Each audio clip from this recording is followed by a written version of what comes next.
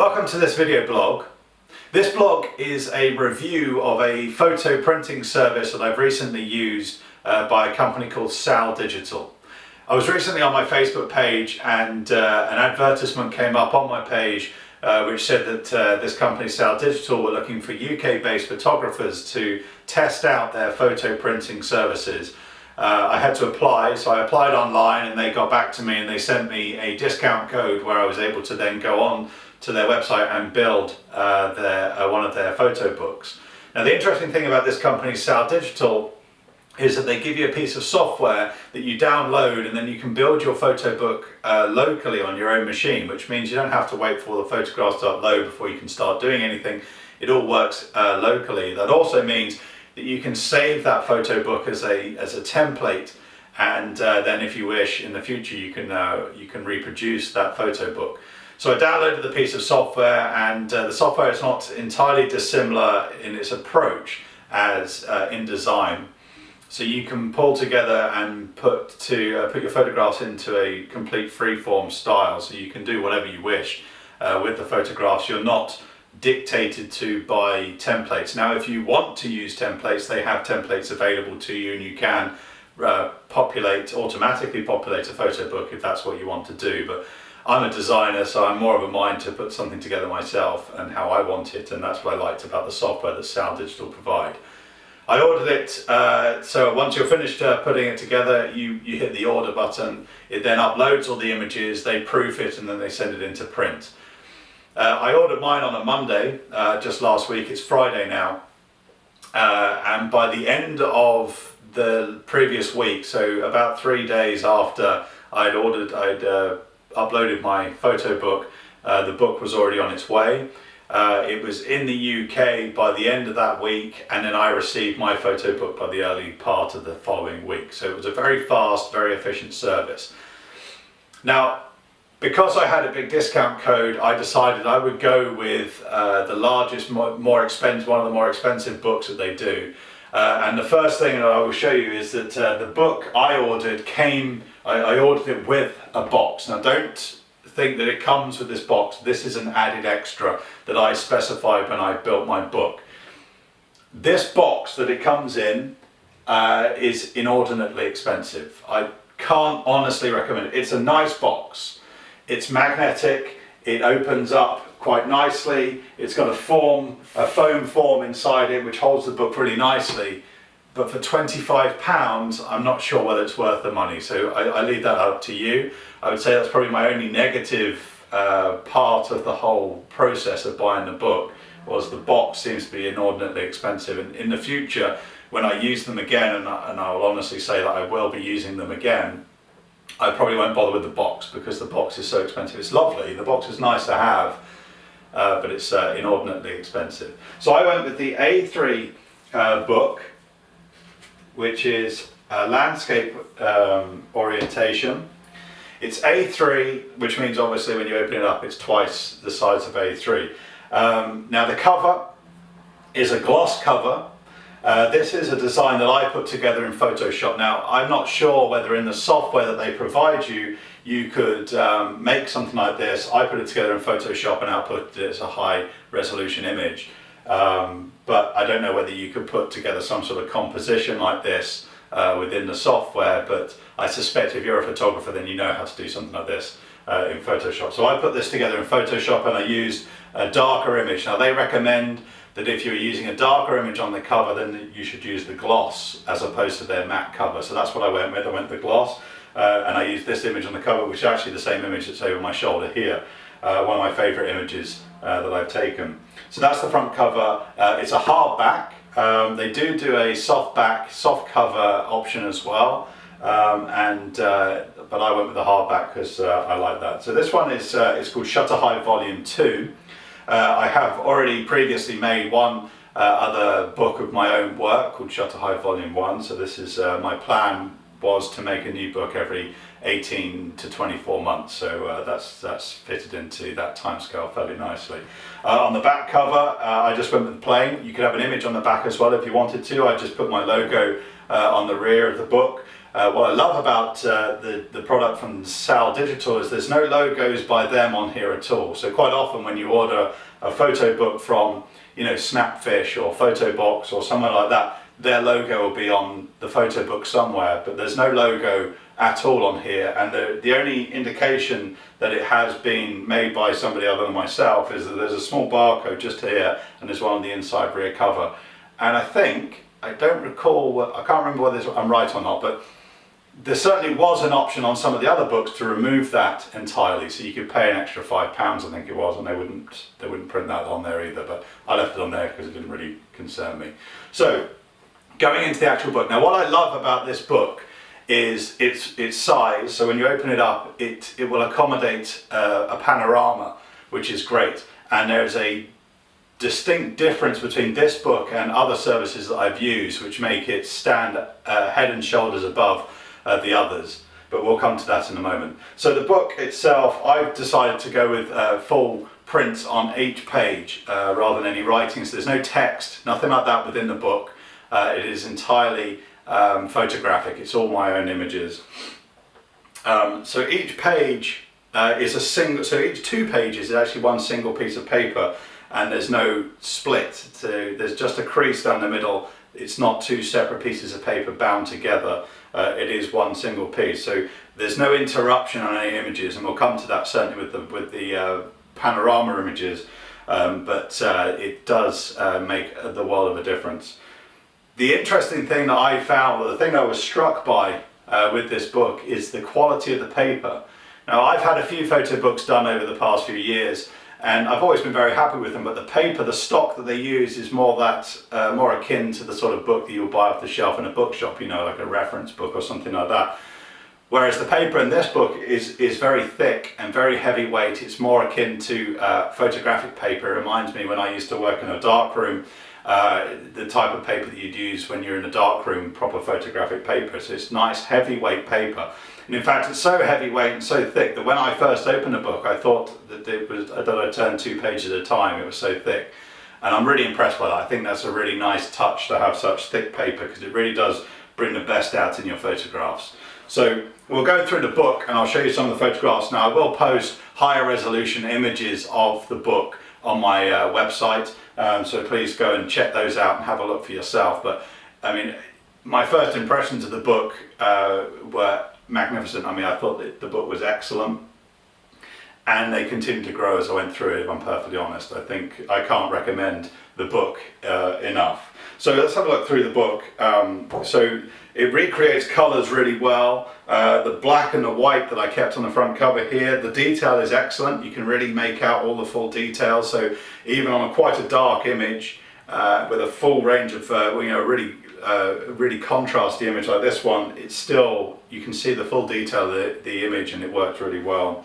And with recreation of colours is excellent. In fact, you might think this image looks a little bit dark, and it does look a little bit dark, and that's my own fault. I think anything that you might notice as I go through the book is my own fault, and my own, maybe I was in a little bit of a rush to go through and create the book perhaps, and maybe the image could be a little bit brighter. Now what I noticed on their website, and I didn't make use of this, and I'm terrible for this, but I've never calibrated my own screen. But on their website they have calibration profiles.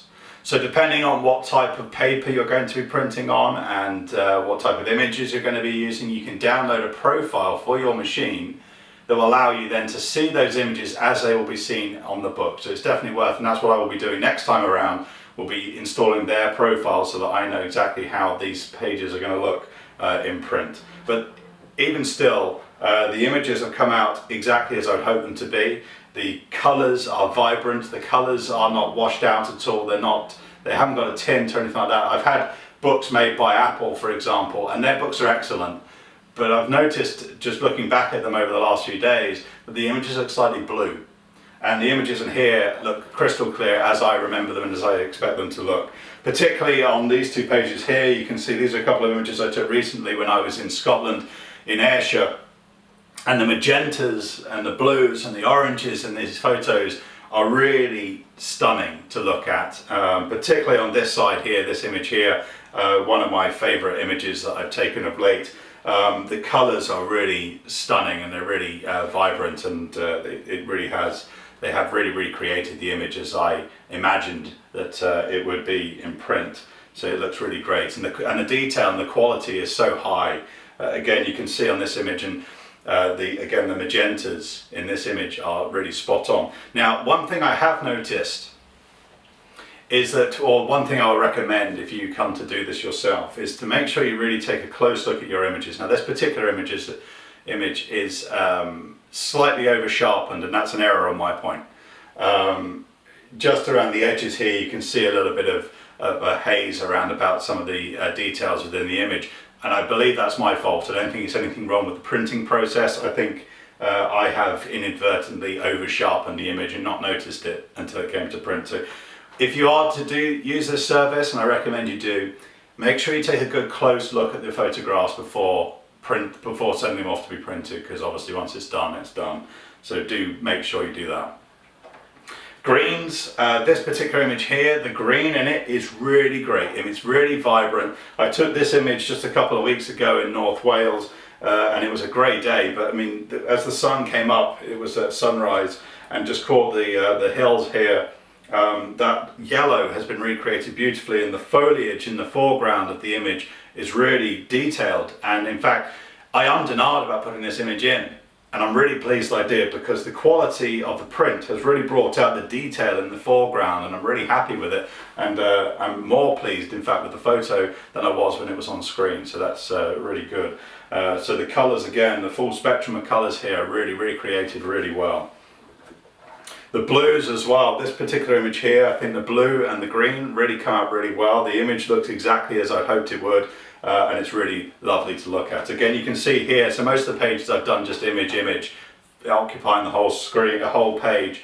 This one here, I thought I'd leave a bit of white just to separate it out. Not sure I'm sold on it, but I was experimenting with it, and perhaps next time I come to it, I wouldn't use that as a layout. But I think the image on the end there on its own looks quite nice, and it really does add to the isolation of the image. So another couple of images here. Again, we can see the really nice recreation of the colours in the sunset there. This image here is my particular favourite in the book. It's a black and white image, and last year I went through a bit of a phase of adding a blue tint to my black and white images, and I'm really pleased with this image here. It's so smooth, and I don't know if that makes any sense to you, but I looked at it and it's crystal clear. It's smooth, it's lovely. It's a really long exposure. I believe this was a 10-minute exposure, something like that. I took in Anglesey about 18 months ago, and the image has come out really lovely. I've had it as a desktop image for a while on my computer, but this image has come out in print far better than I ever imagined it would, and I'm really, really pleased with it. But the blues in there look really great, and again, the detail in the rocks and in the water down here and on the sand are really spot on. So, come to some of the panoramas. Now, this is where this book really does come into its own. The panorama works really well in this A3 aspect landscape book, but the thing that I love about it is the fact that it's flat. Now, most other books that you buy will have, it will arch up, each of the pages will arch up and overlap each other, but because this is one single piece of paper here, and it's just a crease in the middle, there's nothing to make it arch up, and it does lay almost completely flat, which means you can really appreciate a landscape, a panorama landscape image within the book. And in fact, my plan is, for my next book that I order from Saal-Digital, will be to do a whole book of just panoramas, because I think the book really does, the format of this book really lends itself to having panoramas, and it's absolutely stunning, I have to say. I'm not blowing the trumpet for my own images, I just mean literally I think anybody's panorama images would look stunning in this format, in this book. So I've got a few panoramas here. That was a black and white one. We've got a colour one here. This is a panorama of the island, the Isle of Arran in Ayrshire in Scotland. And again, the colours are recreated beautifully. The clarity is unbelievably good, and it just has come out amazingly well in the panorama aspect. Again, this is another one which is slightly more of a surreal image that I took in the Peak District. I call it Dreamscape. It's a heavily edited image, but I like the way that it looks and how it's worked from the blue all the way down to the orange, and it gives a full spectrum of the colour. And again, it's really come out really well. And again, once again, in this wide aspect of the book, it looks amazing. And then there's a third one here, fourth one, I'm not sure.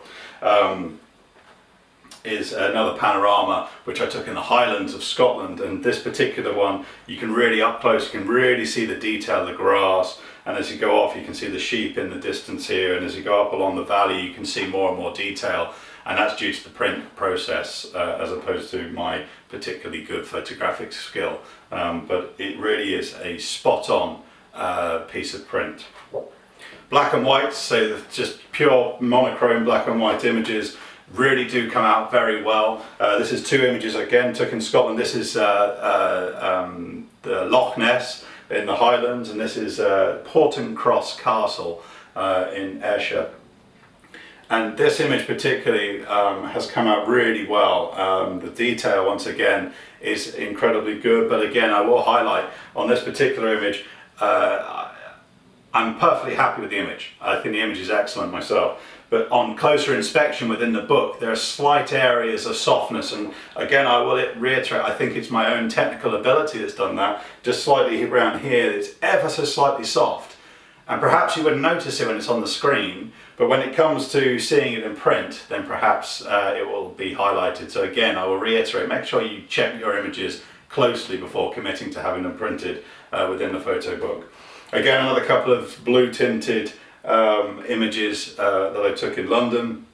Once again, smooth is the word that I would use for them. They look so smooth and so clean, and I think they look really great. And then at the very back, and I opted for images on, this is the back cover, the inside back cover, and I did one on the inside front cover. I opted to keep those images there rather than leaving blank pages. I wanted to get the most out of the book. And again, that's the same image that's on the cover and the one that's over my shoulder here.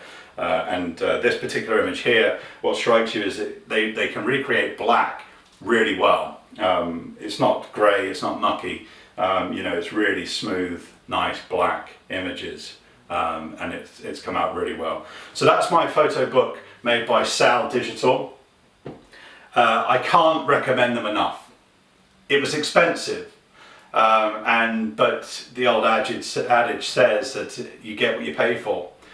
This book, had I paid full price for it with shipping, would have cost me in the order of £98. Now, as I said, the box that I ordered with it, that was £25, so you're looking at more in the area of £75 with shipping. Now, I tend to try and create a book every 18 to 24 months, so when you think about it in that term, £75 once every 2 years, it's not that bad. The quality is excellent. Now, I've gone for a book that has 26 pages, but you can go all the way up to 120, I believe. So it's definitely worth looking into. Now, there is a discount code currently on their website. I'll put a link in the description below, where you can get 15% off the price of one of these books, and you don't have to go as big as this. There's lots of different sizes and qualities available to you. So I recommend that you try them out. Download their software, put together a photo book and buy one, because you will be very pleased with it, I assure you. The box I don't recommend, just because it's so expensive. The box is high quality and it's lovely to keep your book nice and secure, but I don't recommend it just because of the cost. Perhaps if you're a wedding photographer, I'm not a wedding photographer, but if you were a wedding photographer, perhaps the box would certainly be something that you can charge to your client, and the client would certainly love to have that box to be able to show their wedding photographs off, and perhaps that's where the value for that box comes. The box comes in different colours. I went with a grey one. I think it had a black one and a white one that you could also have. So it's definitely worth looking at if you're a wedding photographer, but as I say, it's quite expensive, and I suspect that maybe you can pick one up somewhere else, like a stationery shop or something like that, for less money. But Saal-Digital, excellent quality book. I cannot fault the quality of it at all. People that have seen it have been absolutely staggered by it as well. And the paper is excellent quality, the colour is top end. I can't fault it. So I highly recommend that you check them out. Thank you very much for watching. This is my first video blog, and it's my brand new channel. I hope you like it. If you do, please leave a comment underneath, down below. Give it a like, give it a share. I don't know where this channel is going to go. Maybe it will go nowhere, maybe it will go and we'll make it something big, but let me know what you think, and thanks for watching.